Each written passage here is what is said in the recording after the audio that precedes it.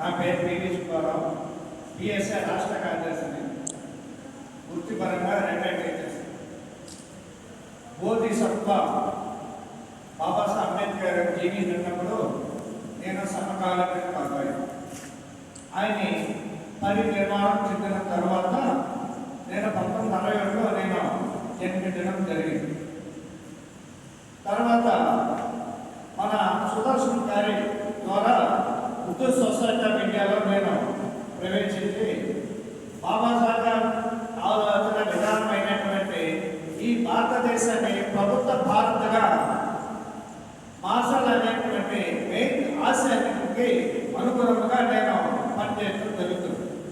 దాంట్లో భాగంగానే మా తాడేపల్లి గుడిలో సంవత్సరానికి కనీసం 2 సార్లు కానీ 3 సార్లు కానీ కనీసం ఒకసారైనా ఈ బౌద్ధానికి సంబంధించిన అనేక కార్యక్రమాలు మేము కొన్ని సంవత్సరాలుగా నిర్వహించడం జరుగుతుంది. బౌద్ధం అనేది మతం కాదు, బుద్ధుడు చెప్పిన దాని ప్రకారం. బౌద్ధ ధమ్మం. బౌద్ధం అంటే జ్ఞాన సముపార్జన, ధమ్మం అంటే ప్రకృతి నియమాలు. ప్రకృతి నియమాల గురించి మనం నిరంతర జ్ఞానం సముపార్జన చేస్తూ ఉండాలి. అది బౌద్ధ ధమ్మం. బుద్ధుడు దేవుడు కాదు, నేను దేవుడు కాదని చెప్పాడు. దేవుడు కాదు, నేను మనిషిని అని చెప్పాడు. బుద్ధుడు ముందు 27 బుద్ధులు ఉన్నారు. కాబట్టి నేను దేవుడిని కాదు అని చెప్పాడు. బౌద్ధం అనేది మతం కాదు, బుద్ధుడు దేవుడు కాదు.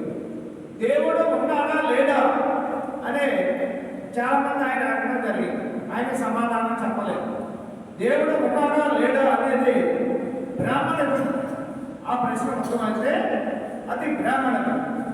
బ్రాహ్మణత్వం వాళ్ళు ఇది వర్ణ వ్యవస్థ వంశపారంపరం అయినప్పుడు వంశపారం కూడా వాళ్ళు అగ్రహారంలో వాళ్ళ కూర్చొని డిబేట్ పెట్టుకున్నారు.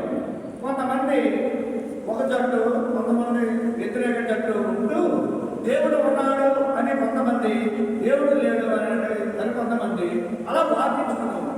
కాబట్టి బ్రాహ్మణత్వ ప్రకారంగా దేవుడు ఉన్నాడా లేడా అనేది బ్రాహ్మణానికి సంబంధించింది తప్ప బౌద్ధాన్ని కాదు. కాబట్టి మనందరం బాబాసాహెబ్ అంబేద్కర్ అంటే మన దేశంలో 140 కోట్ల ప్రజలకు కూడా బాబాసాహెబ్ అంబేద్కర్ సంబంధించినటువంటి మనుషులే. కానీ వారి యొక్క బాబాసాహెబ్ సంబంధించినటువంటి వారసులు మాత్రం కాదు. మన వారసులు కావాలనుకుంటే మనం ఖచ్చితంగా ఆయన ఆశించినటువంటి ఈ భారతదేశ ప్రభుత్వ బాధ్యత చేయడానికి మనం అందరం బుద్ధిస్ట్ సొసైటీ ఆఫ్ ఇండియా ఆయన స్థాపించిన దాంట్లో మనం వచ్చి అందరూ కలిసికట్టుగా మనము పని చేయవలసినటువంటి ఆవశ్యకత ఉందని చెప్తూ ఈ అవకాశం ఇచ్చిన మీ అందరికీ ధన్యవాదాలు. అమ్మ పొందాయని చెప్పి